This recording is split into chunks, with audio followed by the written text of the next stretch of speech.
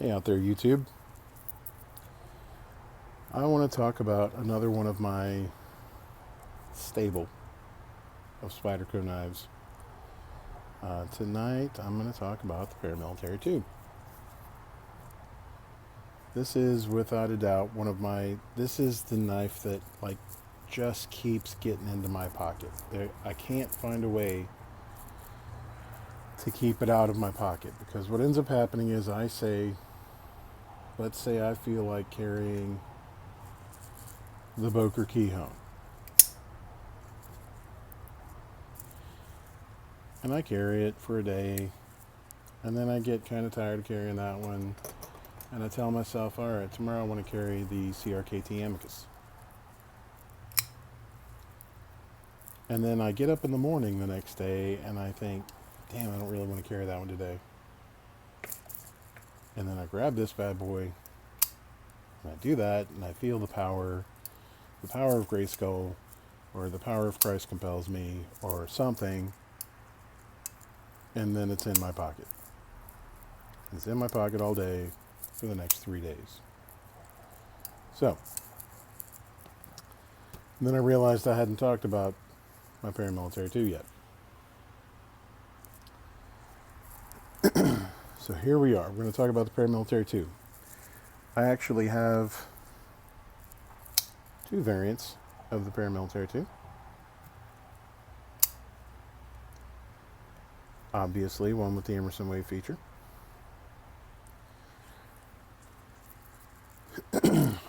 I'm dying to get one of those Tontos, but I don't want the DLC coated Tonto. I've already got a DLC coated.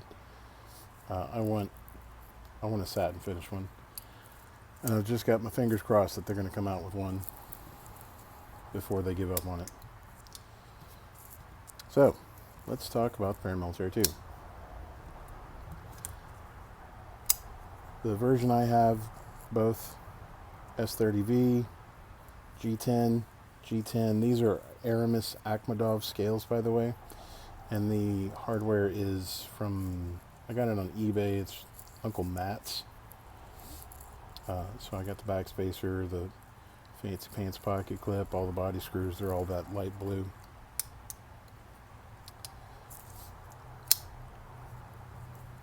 I mean, this thing is just buttery smooth.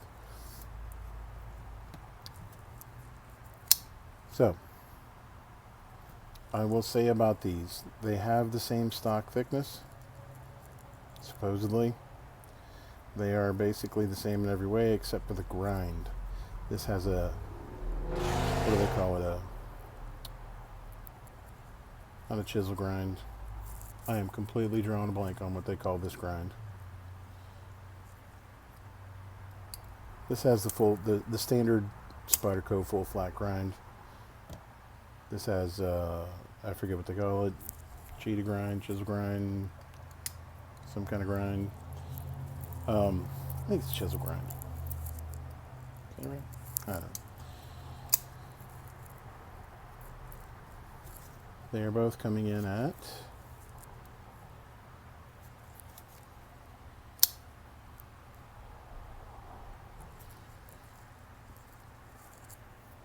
right about 8.5 inches. This one may look a little longer, but I think it's because I have aftermarket scales or something. Or maybe I don't have it lined up just right. But they're both right at about 8.5 inches.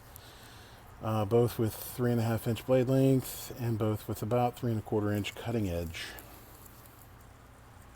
Both S30V, both G10, both compression locks.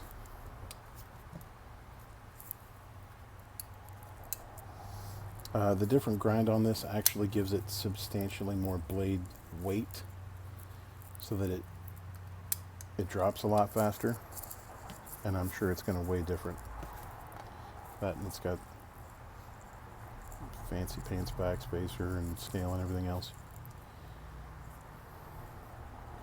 So the factory standard is 3.8 ounces, and the upgraded Emerson is 4.9 ounces. So more than a full ounce heavier, and you can tell. Let's compare these bad boys to the usual suspects, with one exception, because the usual suspects includes the paramilitary too. Here it is against the Kershaw Leak. Obviously substantially smaller.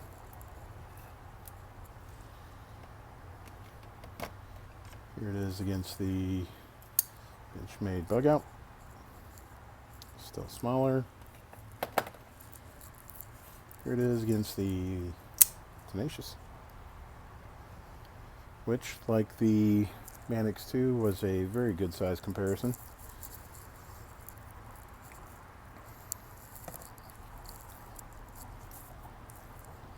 Ooh. Gotta be careful with Spydercos. I managed to stab myself one time with Spyderco. And then finally the Paramilitary 3, I'm sorry, the Para 3.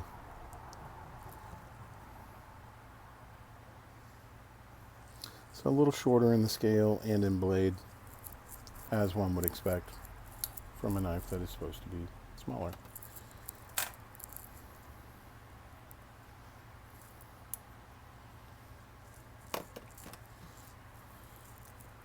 Oh, yeah, that's so great. Anyway, yeah, G10 or S30V G10.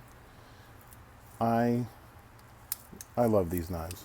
Like I said, this one to me is a little more like collectible, because I've put an extra $100 into it between the scales and all the accessories. Actually, more like $150.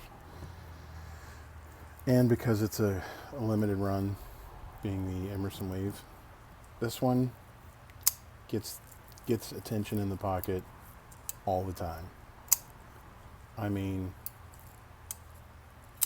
all the time. So, if you're out there and you're on the fence about a Paramilitary 2, and you're just like, I see the specs, 8.5, 3.5, blah, blah, blah, but you don't really understand. That's why I do these size comparisons, specifically with knives that are much more affordable, so that it's more likely that you own a Tenacious if you're just getting into this game, and you can look at it and say, oh, those are pretty close to the same size. This is what it would look like.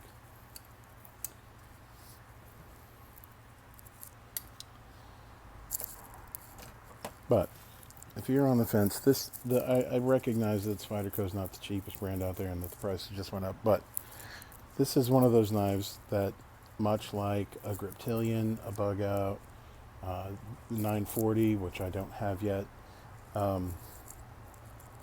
this is one of those knives that if you are a collector or a user or just an enthusiast that likes to use high-end products, this is a knife that you should have in your collection. Unless you just don't like the look of it, which I understand. That's to each their own, right? At the end of the day,